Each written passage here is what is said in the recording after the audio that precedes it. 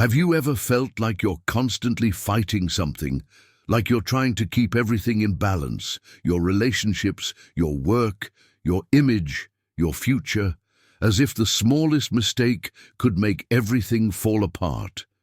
You try to predict what might go wrong, you try to control what others think, you try to prepare for every possible outcome, but deep down, you remain tired, anxious, and unsure. The truth is cruel, yet liberating. You're trying to control a storm with a paper umbrella, and the more you try, the weaker you feel. It's like running on an emotional treadmill, endless effort, no progress. But what if the problem isn't the world? What if it's this desperate attempt to control it? Michel de Montaigne saw this centuries ago. While France burned in civil wars, he stepped away, not out of cowardice, but to observe calmly. And from that silence, one of philosophy's most revolutionary ideas emerged. Control is an illusion, and letting go is the first step to truly living. We live with the feeling that if we don't worry, everything will go wrong, as if worrying is a form of protection, as if we're in control. But really, the only thing we end up controlling is the tension in our own shoulders. The attempt to control everything is, in truth, a form of escape. An escape from fear, an escape from randomness, an escape from the vulnerability of being alive. Montaigne realized that control wasn't power. It was exhaustion disguised as responsibility, vanity dressed up as caution. And so he wrote, "My life has been full of terrible misfortunes, most of which never happened." That sentence disarms you, because it reveals how much we suffer over things that exist only in our imagination. How many times have you frozen from fear of what might happen? How many moments have you missed trying to avoid every possible risk? The obsession with control keeps us from real life. It blinds us to the now. It turns us into hostages of anticipation. But Montaigne wasn't promoting indifference. He wasn't calling for carelessness or passivity. He spoke of another kind of wisdom, a wisdom that arises when we finally understand that some things simply don't depend on us. Letting go of control isn't giving up. It's ending the war with what cannot be won. It's accepting that the river flows on its own, and that swimming against it only drags us deeper. When you let go, the mind begins to reorganize. Thoughts become clearer, actions become lighter, and life becomes more alive. Montaigne nearly died in a horseback accident, and in that moment between life and death, he understood something that changed everything. No amount of precaution, no planning, no obsessive worrying would have saved him. And there, in his helplessness, he found peace. Awareness of fragility didn't destroy him, it freed him. Because living is not about control, it's about being present in the middle of chaos, with an open heart anyway. Excessive control is a silent poison.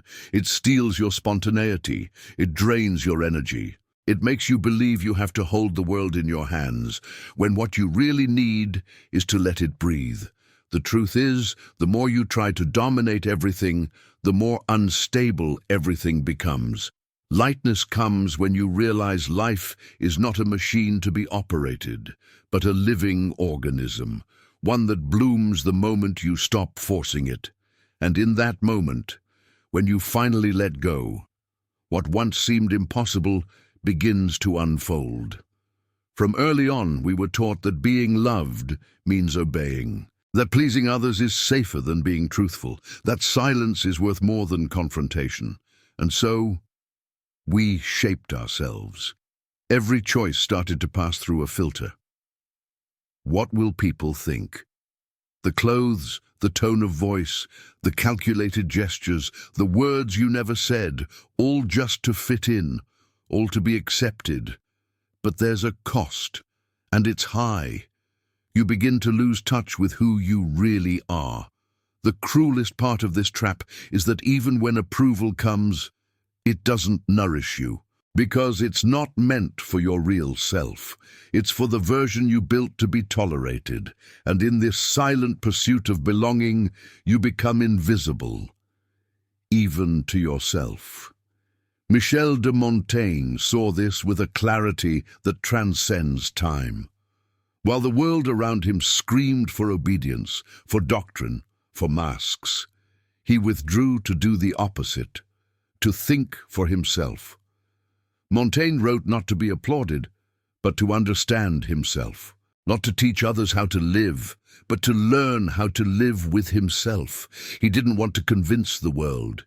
He wanted to know who he was when no one was watching. And perhaps that's why his words crossed the centuries with such power.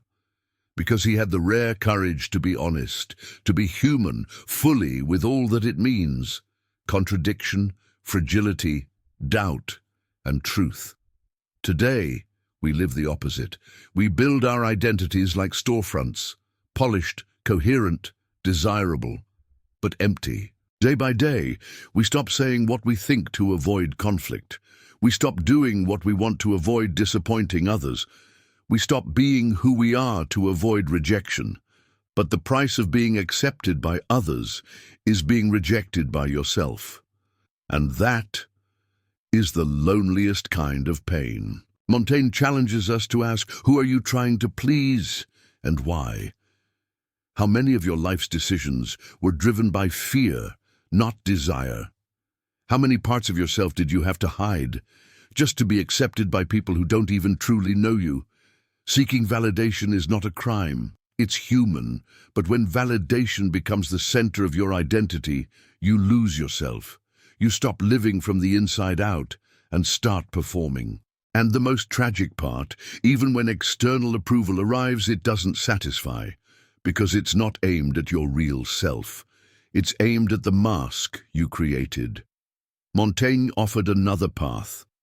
The path of knowing yourself so deeply, of accepting yourself so completely that other people's opinions lose the power to shape you. That kind of freedom is rare and terrifying, because it demands that you let go of your versions, that you take off the mask, that you walk through the world without chasing applause, but in return it gives you something far more precious, the peace of simply being. And when you reach that point, your relationships become more honest, your choices more effortless, life more quietly yours. Sometimes things only begin to happen when you stop forcing them. Have you ever experienced that? You try, insist, worry, burn out, and nothing. But when you let go, when you accept, when you simply stop holding on, what once seemed impossible unfolds right in front of your eyes. It's almost ironic, as if the universe had been waiting for you to stop controlling, so it could finally start working in your favor. That's the paradox of letting go. The less you need to prove yourself, the more natural your presence becomes. The less you try to control, the more things fall into place. But be careful. Letting go isn't coldness. It isn't apathy, it isn't giving up. It's clarity. It's knowing where to place your energy and where to simply let things flow. It's letting go of unrealistic expectations. It's acting with dedication, but without obsession. It's loving, without trying to possess. It's seeking, without losing yourself along the way. Montaigne understood this deeply. After nearly dying in a horse accident, he realized something that changed his way of living. Not every effort protects, not every plan saves. And often, what saves is surrender. When you stop insisting, it's not that you lose, you make space for the new, the unexpected, the real. How many times in your life did something finally work out right after you stopped trying to control it? Letting go is giving up the illusion that everything depends on you. It's recognizing limits. It's trusting life without trying to dominate it. Barack Obama once said that as president, one of his biggest lessons was this: constant worry kept him from seeing what was already working. It was only when he learned to let go, to choose his battles, to focus on what he could change, that he began to lead with clarity. Mandela, after 27 years in prison, emerged with a serenity that seemed impossible. He understood that trying to control everything would only create chaos. His calmness wasn't passivity. It was strategy. It was power. These men were not weak for letting go. They were strong enough to realize they couldn't carry the world alone. And science agrees. The more we live in a state of alert and worry, the more we activate the brain's fear system, the amygdala, and the less access we have to the part that thinks clearly, our prefrontal cortex. In other words, the more you worry, the worse you think. So letting go is also intelligence. It's health. It's emotional maturity. Montaigne invites us to live more lightly, to stop warring with life and start dancing with it, to stop forcing doors and notice which ones open when we simply stop pushing. Letting go is a kind of faith, not in the religious sense, but in the sense of trusting that life finds its balance.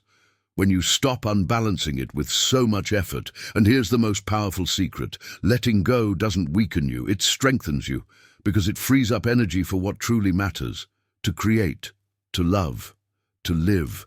Few things hurt more than the fear of losing someone, and few things transform us more than realizing we cannot control the other, no matter how much we love them. Since childhood, we've confused love with possession. We believed that to guarantee affection we had to mold, cling, hold tight.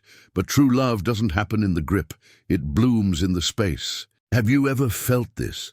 Caught yourself trying to change someone, to fix, adjust, pull them closer, and the more you tried, the more they slipped away?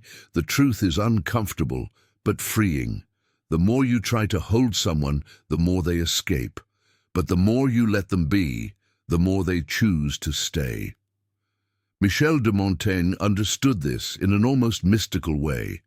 His friendship with Etienne de la Boétie wasn't based on demands, expectations, or dependencies. It was a pure connection, a meeting of souls that required no molds, only presence. Montaigne wrote about this friendship with rare tenderness. And there he discovered something precious. True relationships are those where you can be whole, without fear. We don't need to control those we love. We need to respect the space where love breathes. How many times have you felt hurt because someone didn't meet your expectations? But did they even know those expectations existed? Or did you create them alone and then blame them for not fulfilling what you never voiced? Relational suffering doesn't come from differences between people. It comes from trying to turn others into mirrors of our own unmet needs. And that's not love. That's attachment. That's fear disguised as care. Montaigne invites us to free love from the prison of control, to see relationships as parallel paths that cross by choice, not need.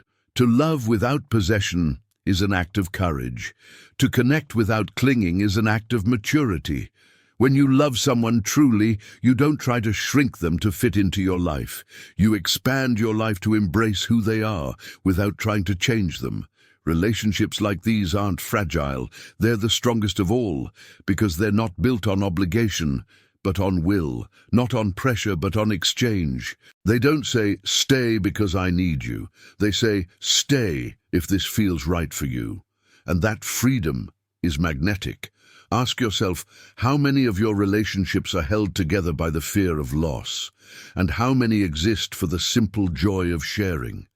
The answer might hurt, but it might also set you free, because the moment you stop demanding, stop controlling, stop manipulating, something shifts. The other stops being a projection and becomes a human being in all their complexity and freedom.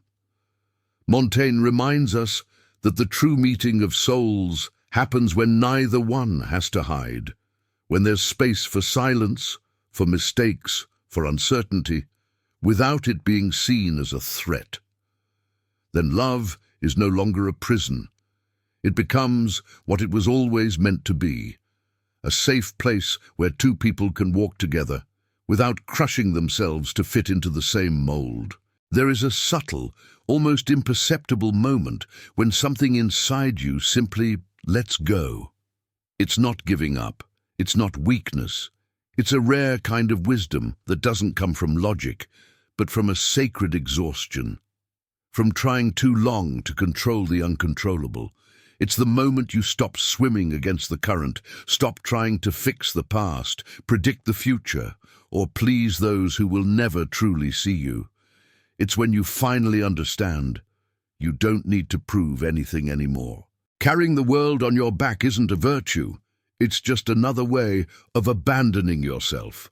And in that moment, life responds, not with grandeur, not with fireworks, but with something infinitely more valuable: peace, truth, clarity.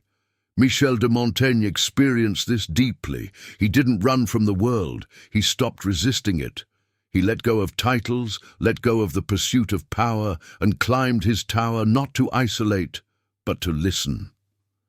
There, among books and silence, he began the most courageous of all journeys, the journey inward, and he discovered that instead of trying to control life, the real strength is in inhabiting each moment, fully, with presence. He wrote, "I do not portray the whole being, I portray myself as I am now." That sentence holds a liberating truth. You don't need to be constant. You don't need to be coherent all the time. You don't need to perform a perfect version of yourself. You just need to be true, right now. In today's world, where everyone competes for coherence, success, and performance, Montaigne appears as an antidote. He reminds us that to be human is to be contradictory, to change your mind, to feel fear and courage in the same day. For him, wisdom didn't come from perfection, but from intimacy with your own imperfection. And that is the quiet legacy he left us, the freedom to let go of everything that isn't essential.